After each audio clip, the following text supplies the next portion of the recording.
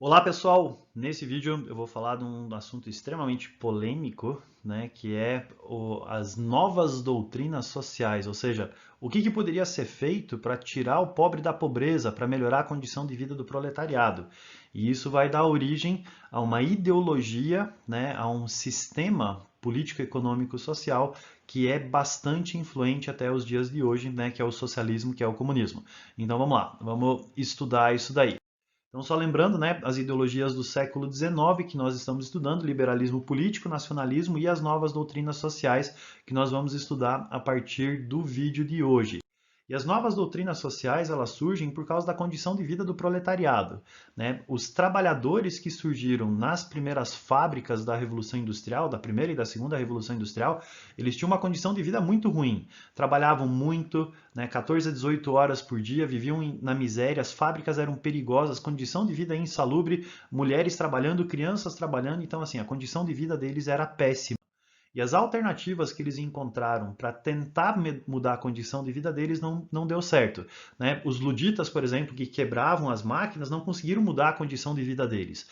Os sindicatos, a organização dos trabalhadores, não tinham força suficiente para mudar a condição de vida de todos os trabalhadores.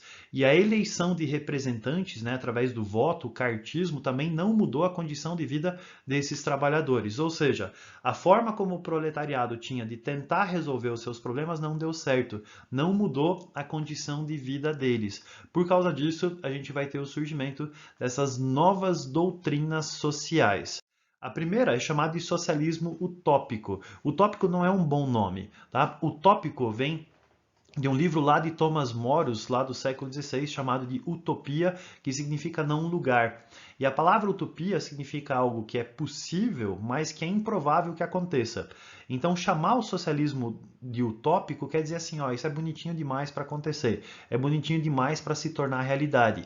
Né? O termo utópico ele é pejorativo, ele foi cunhado depois por outros críticos desse movimento. Tá? Então, os próprios pensadores do socialismo utópico não se chamavam dessa forma. Quem que são os caras? Esses que aparecem aqui do lado, né, que são o Saint-Simon, o Robert Owen e o Fourier. Né? O Robert Owen, por exemplo, ele era dono de uma fábrica modelo que existia lá na Inglaterra, onde é que ele colocou as suas ideias em prática. Qual que era a ideia desses caras aqui? Qual que era a, a forma como eles achavam que o proletariado poderia sair da sua condição de vida? Se acontecesse uma revolução moral, ou seja, se as pessoas sentissem em seu coração, né, se o burguês sentisse em seu coração que ele precisava diminuir as suas margens de lucro, diminuir sua participação dos lucros, diminuir a rentabilidade do negócio e aumentar o salário dos trabalhadores. Ou seja, o burguês deveria sentir em seu coração que ele deveria explorar menos os seus trabalhadores, diminuir a sua margem de lucro, ganhar menos dinheiro na sua operação, aumentando o salário dos trabalhadores. Por outro lado, o proletariado também deveria administrar melhor o seu dinheiro, né? Porque ele deveria parar de gastar dinheiro de uma maneira burra, de uma maneira boba, parar de gastar dinheiro em cachaça e mulherada e deveria, através de uma administração melhor do seu dinheiro, ele deveria conseguir administrar melhor, né, o seu salário e sair da condição de vida da qual ele estava. Então, a ideia aqui é você fazer uma revolução sem sangue. É uma revolução moral, uma revolução onde é que o burguês diminuiria suas margens de lucro e o proletariado, trabalhando melhor o seu dinheiro, conseguiria sair da sua condição. Só que alguns críticos desse movimento, como por exemplo Karl Marx e o Friedrich Engels, olharam para isso e falaram: isso é bonitinho demais, isso não vai acontecer, isso aí é uma utopia. Por isso que eles chamavam as ideias desses pensadores de socialismo utópico. Qual então eram as ideias de Karl Marx e Friedrich Engels, né, que são esses caras que aparecem aqui? Né, o Karl Marx, um jornalista alemão, ele vai acabar encontrando Friedrich Engels, que era filho de um burguês, filho de um empresário, né, que vai financiar algumas de suas ideias. E os dois juntos, discutindo filosofia, especialmente o Karl Marx, né, apoiado pelo Engels, eles vão cunhar uma forma de interpretar a história que é chamada de materialismo histórico.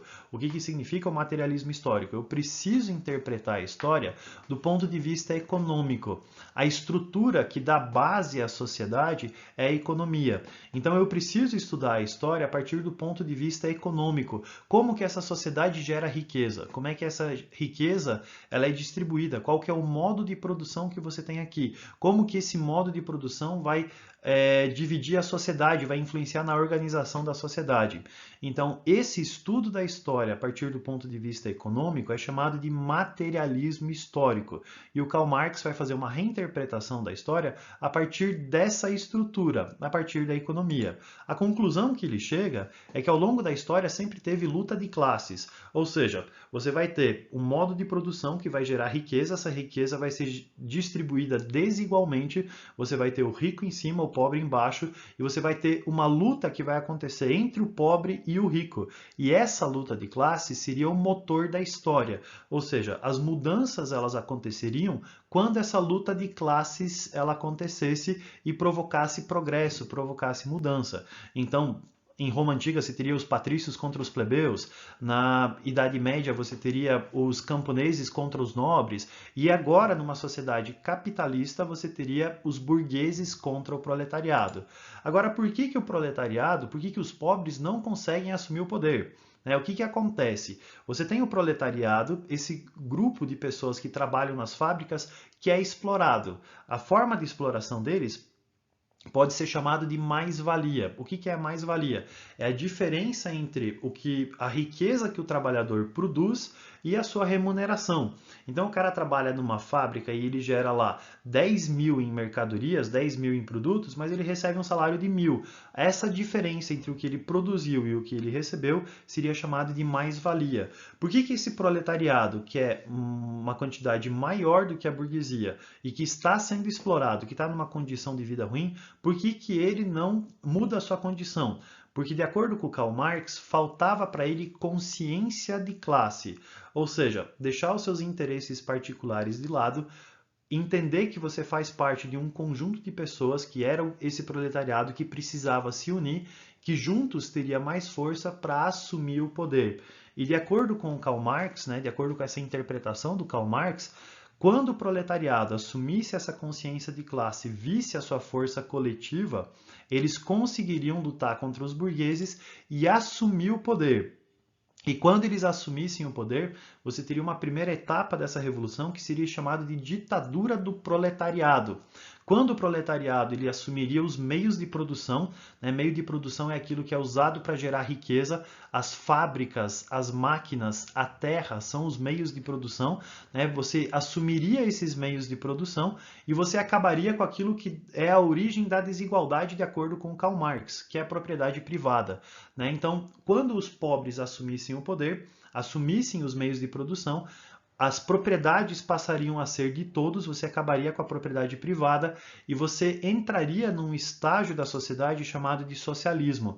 Nesse socialismo, o Estado gerenciaria todas essas propriedades, todos esses meios de produção, as terras seriam coletivizadas, as fábricas seriam coletivizadas e você teria um estágio de transição na qual o Estado administraria essa riqueza para distribuir isso para as classes sociais. E o objetivo final do Karl Marx era você ter uma sociedade onde é que você não teria mais classes sociais, onde é que você não teria mais pobres nem ricos, onde é que você não teria mais propriedade privada, onde é que as pessoas trabalhariam em prol do coletivo, em prol da coletividade, onde é que a riqueza seria distribuída entre todas as pessoas. E essa sociedade idealizada, essa sociedade sem classe social, sem pobreza, seria chamada de comunismo. Uma coisa interessante aqui é que, de acordo com o Karl Marx, isso iria acontecer. Isso não teria como não acontecer. Esse era o objetivo da história. A história estava caminhando para isso. né? Porque o socialismo científico ele é teleológico, ou seja, ele estabelece esse fim e a sociedade vai caminhar para esse fim, ou seja, a sociedade vai caminhar para esse objetivo e isso iria acontecer invariavelmente, né? Você teria essa sucessão de revolução industrial, situação de vida do proletariado, consciência de classe, ditadura do proletariado que iria culminar numa sociedade comunista. Tá? E essa ideologia do Karl Marx ela vai influenciar uma série de pensamentos que são mais tarde chamados de pensamentos de esquerda, que existem até os dias de hoje. Algumas pessoas continuam acreditando muito forte nisso, né? Em todas essas ideias do Karl Marx, que elas vão acontecer, que elas têm que acontecer. Outras pessoas encaram isso como uma grande utopia, ou seja, isso também é um socialismo utópico, mas aí depende da interpretação de cada um a respeito disso. Tá? O próximo que a gente tem é chamado de anarquismo. Esse cara aqui do lado é chamado de Mikhail Bakunin. E o Bakunin, ele concordava com o Karl Marx em quase tudo, tá? Toda a questão do materialismo histórico, da luta de classes, da consciência de classe, de que os pobres deveriam assumir o poder. Só que o Bakunin, ele discordava do Karl Marx de como deveria ser exercido esse poder depois, né? O que acontece? O Bakunin, ele acreditava que uma vez que os pobres assumissem o poder, uma vez que o proletariado assumisse o poder, eles deveriam acabar com o poder. Porque o poder existia para o Bakunin como uma forma de garantir a desigualdade.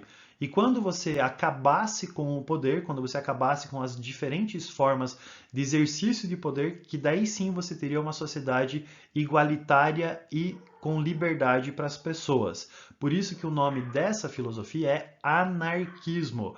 A ana significa não, arque significa poder. Então é uma sociedade sem poder. Os pobres deveriam assumir o poder para acabar com o poder. Então, que poderes queriam acabar? Iriam acabar com o Estado, né? Então, os governos e as instituições de governo iriam acabar. Polícia, por exemplo, você não teria mais. Igreja, de acordo com o Karl Marx e com o Bakunin, a igreja, especialmente, né, a igreja católica, o cristianismo, ele era uma forma de controlar as pessoas. Tá? A igreja ela existia para reforçar o controle do burguês sobre o proletariado. Tipo assim, tua vida tá ruim, não faça revolução. Deus não quer que você faça isso, né? Se contente em você ter o reino dos céus depois da sua morte. Então, para o Bakunin, a igreja, a religião, deveria acabar porque ela era uma forma de controle do burguês sobre os pobres. Família também era para o Bakunin uma instituição burguesa, né? O Karl Marx também acreditava nisso, Engels também acreditava nisso, né? Que a família monogâmica era uma instituição burguesa que poderia acabar, que deveria existir o amor livre, que não deveria existir casamento, né? Que as pessoas deveriam se juntar livremente de acordo com a sua vontade. Escola, para o Bakunin, também era uma forma de exercício do poder burguês. Então, além da escola ser altamente hierárquica, né? O professor aqui e os alunos aqui, a escola ensinava as crianças a se transformarem em mão de obra para as fábricas dos burgueses. Então você deveria acabar com a escola e você deveria viver numa sociedade onde é que o conhecimento seria construído colaborativamente, né, em forma de cooperativas de conhecimento, onde é que as pessoas que sabem compartilhariam esse conhecimento com as outras pessoas que não sabem de acordo com as suas necessidades. E para o Bakunin, uma sociedade onde é que você não tem governo, não tem polícia, não tem lei, não tem igreja, não tem casamento, não tem família, não tem escola, nesse tipo de sociedade as pessoas seriam felizes porque viveriam justa e igualmente. Tá? Então essa é a ideia do anarquismo, bastante marcado por esse símbolo aí desse A riscado dessa forma.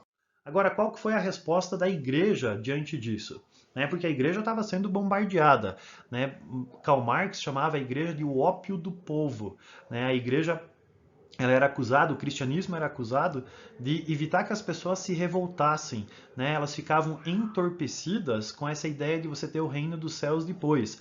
Bakunin falava em acabar com a igreja. Qual que foi a resposta, qual foi a reação da igreja diante disso? Esse cara aqui do lado, chamado de Leão III, o Papa Leão III, ele publicou uma encíclica papal chamada de Rerum Novarum. E essa encíclica papal, traduzindo, significa das coisas novas, colocava a igreja como responsável, assumia a responsabilidade da igreja de cuidar dos mais pobres. Ou seja, a igreja deveria se preocupar com o proletariado, a igreja deveria se preocupar com os operários, a igreja deveria agir para tirar o pobre da pobreza, essa era uma missão que a igreja deveria assumir. Então, uma resposta que a Igreja Católica deu a isso tudo foi uma preocupação maior da Igreja com os pobres e como tirar os pobres da pobreza.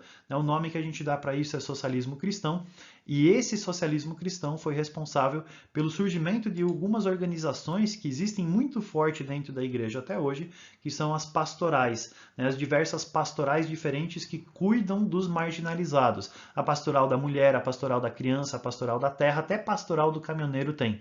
Então, essa é uma resposta que a igreja deu, se preocupando com os mais pobres diante disso tudo. E essas doutrinas todas, socialismo utópico, socialismo científico, socialismo, o anarquismo e o socialismo cristão, são as chamadas novas doutrinas sociais. Beleza, pessoal? É isso daí. Abraço.